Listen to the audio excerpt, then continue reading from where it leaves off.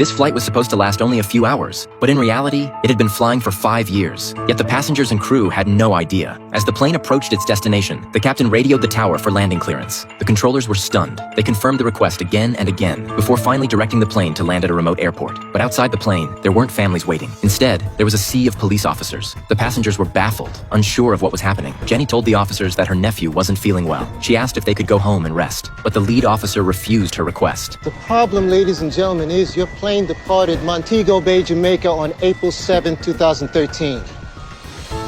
Today is November 4th, 2018. Been missing, presumed dead for 5.5 years. Everyone panicked, looking at each other in disbelief. How could this even be possible? The Security Bureau launched a full investigation. They grounded the plane and detained everyone on board for questioning, but their stories matched perfectly. They all described an ordinary flight. Nothing unusual had happened, except for one violent patch of turbulence. At that moment, the cabin lights went out, and the plane shook violently. But soon the power returned, and the flight continued as normal. The Bureau found no useful leads, so eventually, they released everyone. For the passengers, only a few hours had passed. But in the real world, 5 years were gone. Everything outside had completely changed. Jenny's mother had fallen ill and passed away after her disappearance. Her niece had grown into a beautiful young woman, but between the twin siblings, differences in appearance had created distance. Jenny returned to the police station where she once worked, but her position was long gone. Even her boyfriend Jack had married another woman. Meanwhile, the Security Bureau was still investigating. They had to figure out why the plane had been flying for 5 years, yet everyone on board looked exactly as they had 5 years earlier. One day, Jenny was riding the bus home. Suddenly, a strange voice echoed in her head.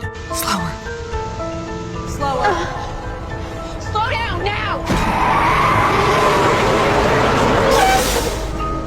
How'd you see him coming? Still, Jenny couldn't explain what was happening. The next day, while jogging past a courtyard, the voice returned, but all Jenny saw were 2 dogs inside. She didn't act on it and simply left. That night, as she tried to rest, the voice echoed once more. It kept repeating the same words, "Let them go." Jenny went back to the courtyard. At that moment, her brother Kevin pulled up